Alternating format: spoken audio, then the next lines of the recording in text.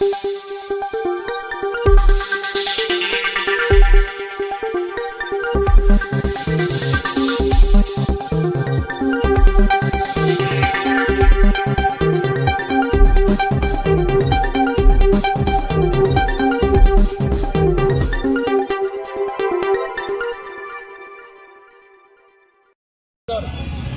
માટે પૂરતા ફોર્મની વ્યવસ્થા નથી.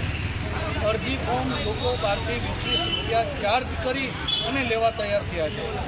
મામલતદાર ઓફિસની અંદર કહેવાતા લાગવગિયાઓના ટેબલો મૂકી અને અરજદારોનો ધસારો હોવા છતાં પણ અપૂરતી વ્યવસ્થા છે. લોકોએ તેમ છતાં પણ પૈસા ખર્ચી અને બહારથી સુવિધાઓ મેળવે છે. બહાર તડકામાં ટાઢમાં વરસાદ હેઠળ જાહેરમાં ઊભા રહેતા નોટરી વકીલ મિત્રો લોકોને આ સુવિધા વ્યાજબી દરે પૂરી પાડે છે. ત્યારે આજે ઘટના એવી બની કે કલેક્ટર સાહેબ અને એસડીએમ સાહેબના સૂચનાથી કલેક્ટર સાહેબના જાહેરનામાને આગળ ધરી આ બધાને અહીંથી હટાવવામાં આવ્યા.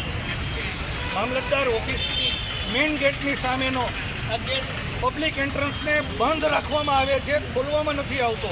અને એન્ટ્રન્સની બહાર જો કોઈ વાહન પાર્ક કરે તો પોલીસને બોલાવી અને એને ઈ ચલણ દેવડાવવા માટેની કાર્યવાહી અહીંયા કરવાની શરૂ થઈ. જૂનાગઢની પ્રજાને બેહાલી એક બાજુ છે અને એક બાજુ હવે બાનમાં લેવાની શરૂઆત થઈ છે. અધિકારીઓ એની જો હુકમી કરે છે. આજે પ્રજા માટેનો ગેટ ખુલાતો નથી. શા માટે? કહેવાય છે કે એસડીએમ સાહેબનો ઓર્ડર છે.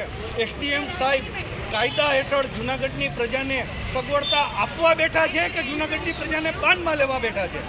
કલેક્ટર સાહેબનું જાહેરનામું જૂનાગઢની પ્રજાની સુખાકારી માટે હોવું જોઈએ કે જૂનાગઢની પ્રજાને અડચણ વધે, જૂનાગઢની પ્રજાને તકલીફ વધે, જૂનાગઢની પ્રજા હેરાન થાય એ માટેનું હોવું જોઈએ?